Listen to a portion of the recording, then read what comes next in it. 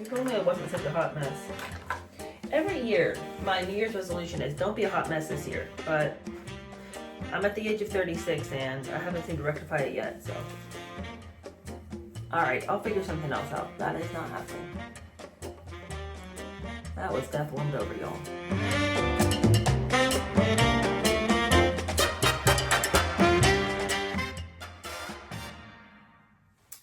Good morning, how are you? It is like 5 o'clock in the morning.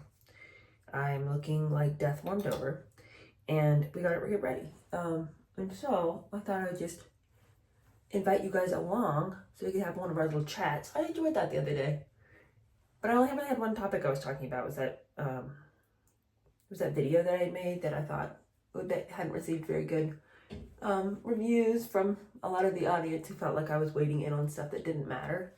And that I shouldn't be talking about. And so that was all I talked about in the last Get Ready for Me with Me video, which is fine. I felt like I should address that. But I just thought it'd be fun to come and do these videos a little bit more often and actually like talk about other things, you know, just chit chat with friends, you know.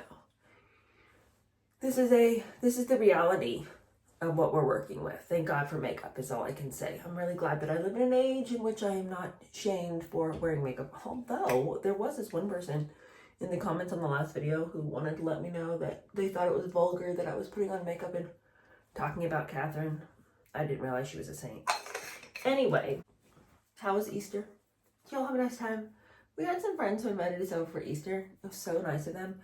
Like, you know, we're still really new to the area, but these people have been so kind to us ever since we moved. Actually, she was our realtor when we first moved here, and they're just like super lovely people, have opened up their home to us, and we've spent Thanksgiving with them, and we spent Easter with them. Really lovely people.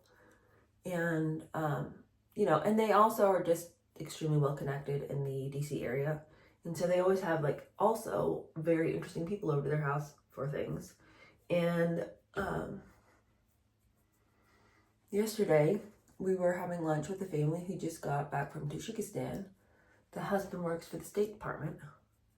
And I asked them, I said, how did y'all meet? You know, it's always a good question to ask people who you don't know very well, and I'm terrible. I feel like I'm really bad at small talk. So that's my question. I was like, how did y'all meet?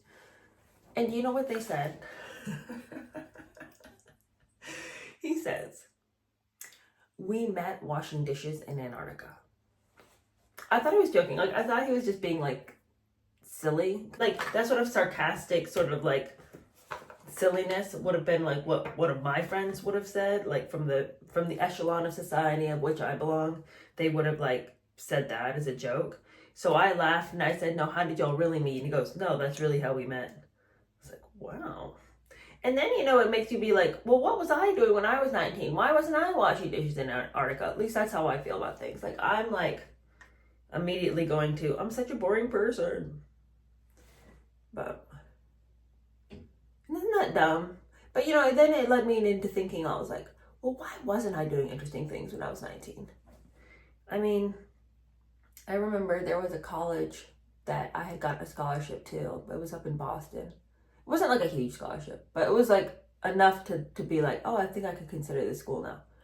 And I didn't end up going, and I had a lot of like noble reasons for not going. My mom had gotten cancer, which actually is a good reason not to go, but I really feel like I fell on that as like a reason not to do something that was kind of scary to me, to move all the way up to Boston. And so I just didn't go. And, you know, it all worked out for the best. I ended up meeting my husband at the school that I did end up going to, but it's just one of those things where you just think, when you hear somebody else's like adventurous youth, you're like, oh, I should have done more interesting things. Okay. You guys, my face is breaking out like I am 14 years old. And I don't know what's going on, and I'm not here for it at all. I'm very upset and annoyed by this like painful and disgusting situation. But you know what's really interesting? And y'all tell me if you've had this experience. Okay, so like every time I happen to get on Instagram, I'm constantly being influenced by all these people who are being like, you should be taking collagen. If you're not taking collagen, you realize you're not young anymore. You need collagen. And so I had started taking collagen a while ago. And I noticed like my skin was not doing all the great things everyone seemed to act like was going to happen if I started taking collagen. And then I was talking, but I mean, I still took it because I didn't make any correlation between me taking the collagen and my skin being gross. I was just like, well, you know.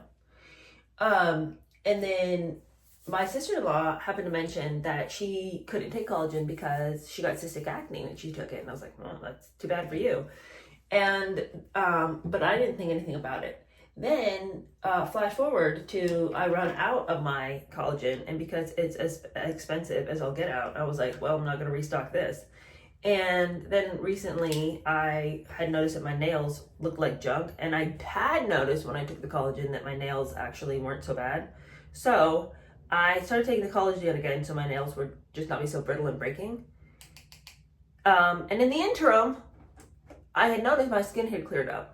I started taking the collagen again. Y'all, what is happening? I'm disgusted and grossed out. So I don't know. I don't know if it's the collagen. I don't know if I'm just not drinking enough water. That's always a possibility. I don't know what it is. I mean, are these serious world problems? No, it's pretty petty, but it's just, I'm like, have any of y'all had any experiences where collagen isn't like the supplement of your dreams? All right, let's fix these bald eyebrows because my goodness. I don't want to get crazy. And you know, the eyebrow trend is going back to a more natural, but this is not something I'm willing to walk around with. I can't talk and do this at the same time. I mean, can I? Let's find out if I can. You guys, our chapter today in our book is, I mean, I thought last chapter was good.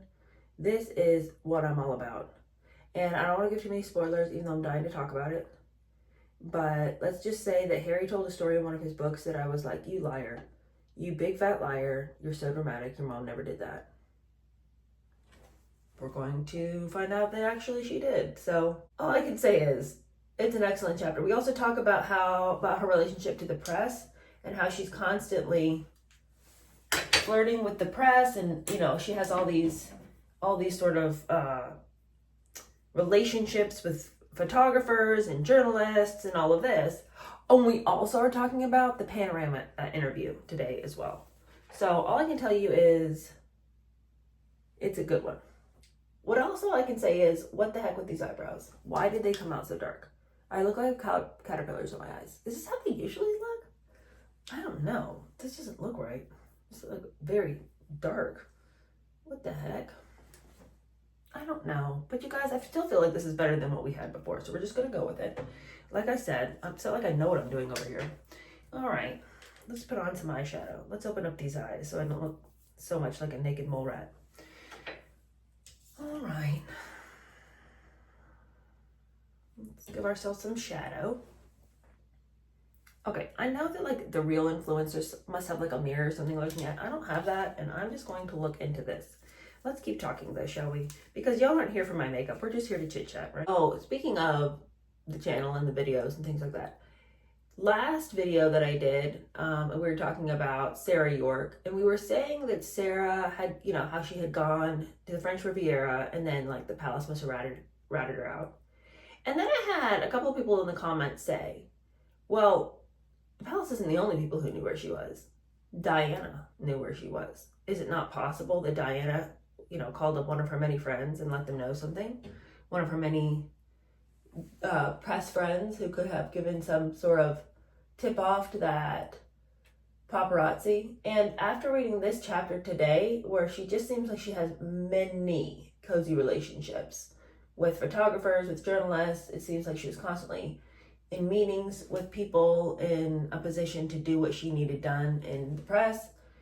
It would not actually surprise me at all. And also, given her vindictive nature and the fun that she seemed to take at Sarah's expense, total frenemies, with emphasis on the enemy part of that word.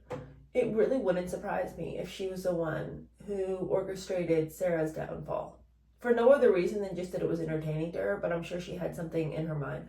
Probably so she could continue to look victimized by the royal family and be like, look what they did to Sarah. They did it to Sarah, they do it to me. I know it.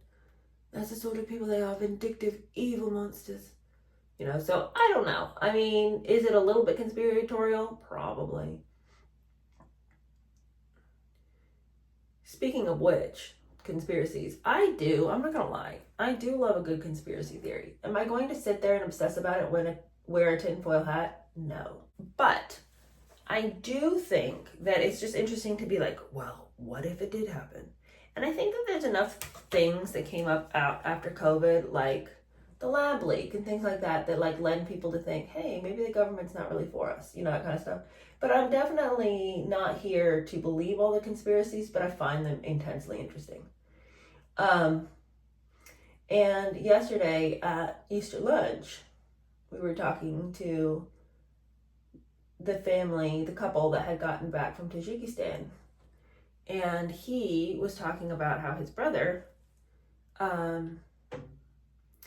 works for the DOD, and I think he's like an accountant or something.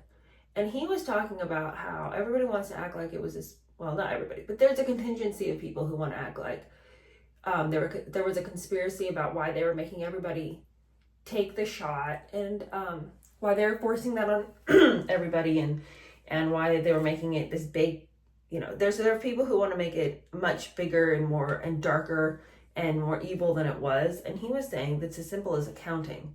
Like in the government, if you have bought a whole bunch of product or a whole bunch of expirable whatever, it has to be used up.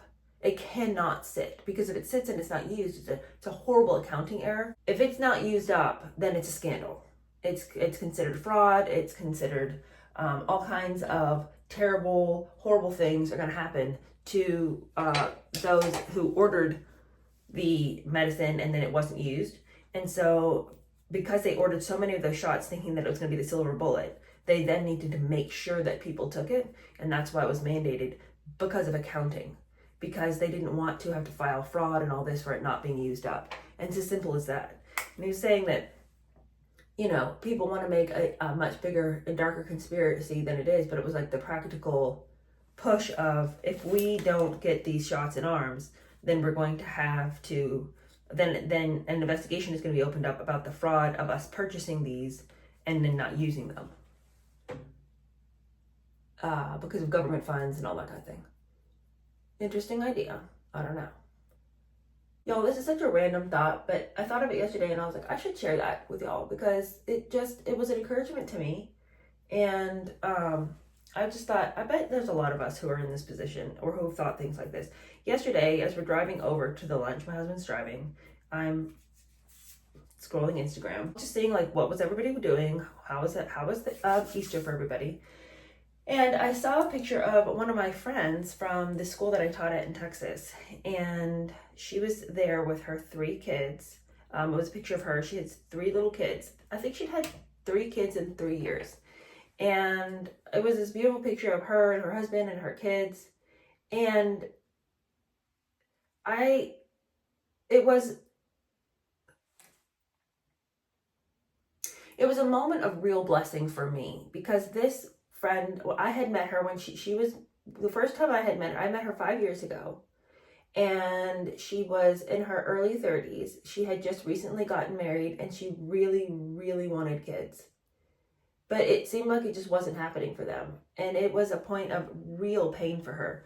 And I remember there would be some days, like she would have an off period and I would have an off period.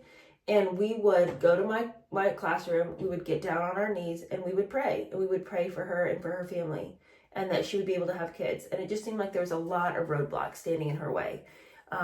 It looked like a real infertility battle that might be lasting. Maybe they would never have kids. Like, that was her fear. And granted, they hadn't been married very long, and so it was still, anything could happen. But her fear was just so profound, and she was very, very, very torn up about the possibility of not being able to have kids, because it seemed like it was just not happening for them month after month after month. And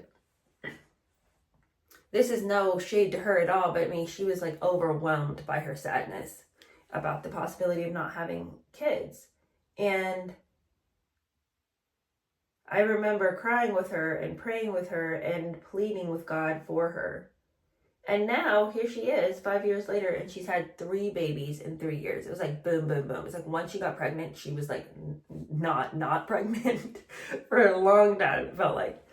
But I share that with you because it's not about, and God answered her prayer. Because that's wonderful.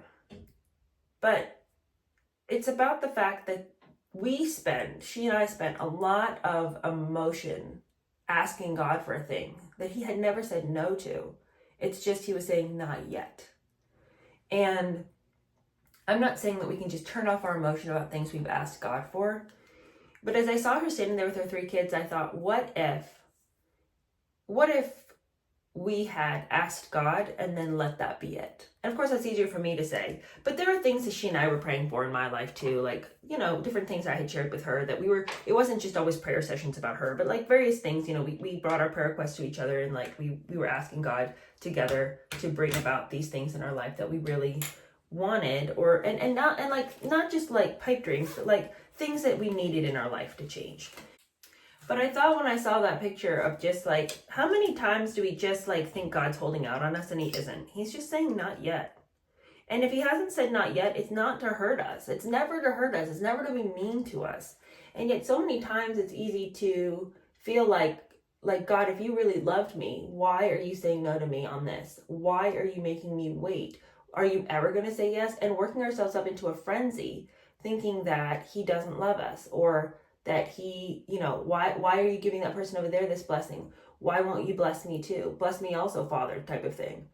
And, just getting so emotional about it.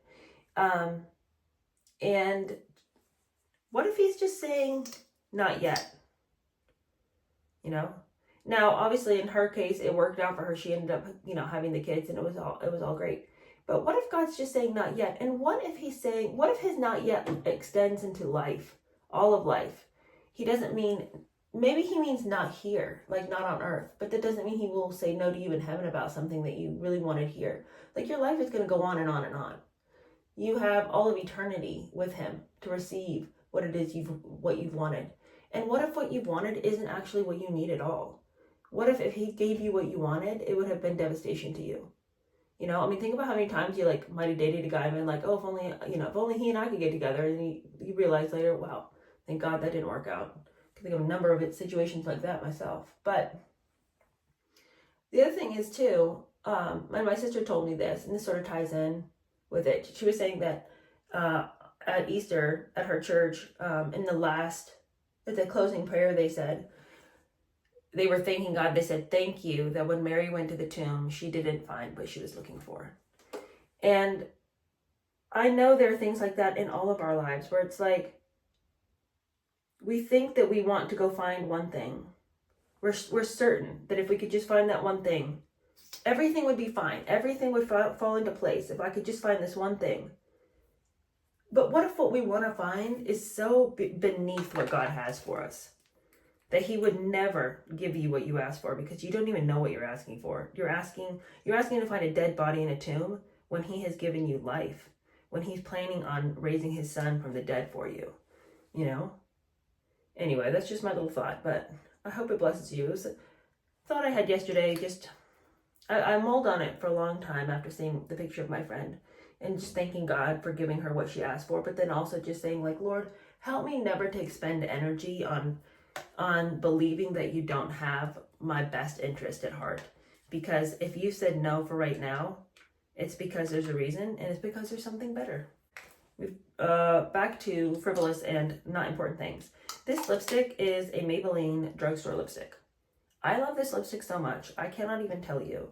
This is called Mauve for me. It's $3.73. I bought this years ago. This is my second one, but I have to say, it's my favorite. And you know why? It's not for lipstick, it's for blush. I just think that the color is what I'm here for. It's kind of like a bronzy, pinkish color, sort of dusty rose-ish. I don't know, but I will not use anything but this. I've tried many a blush, and I continue to go back to my drugstore lipstick, and it gives me life. I really like it. Do I like everything else that's going on? with my face today? No. Do I like the acne? The eyebrows? Heavy-handed. But I'm here for this.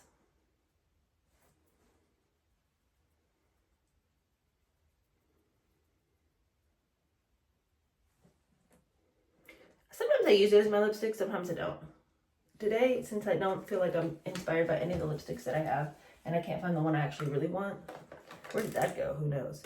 I guess I'll have to use it today, but I don't usually use it, but I will today.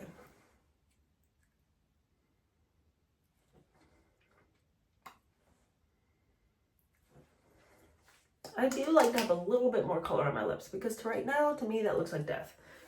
Wiping that off. All right, I don't know where that other lipstick went. The one I wore the other day that I was all like, it's too dark, but in the end I actually really liked. Where did that go? I don't know.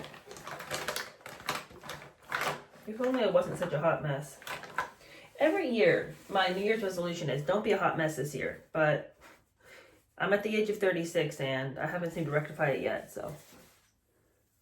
All right, I'll figure something else out. That is not happening. That was death warmed over, y'all. I don't know why it looks so clunky on my lips, but I don't mind it on my cheeks, but that wasn't happening for me there. All right, well, I'll figure this situation out, and I'll see you guys in a little bit for our actual episode. It's really good, so come with me, y'all. Come with me. Okay, see you soon. Bye.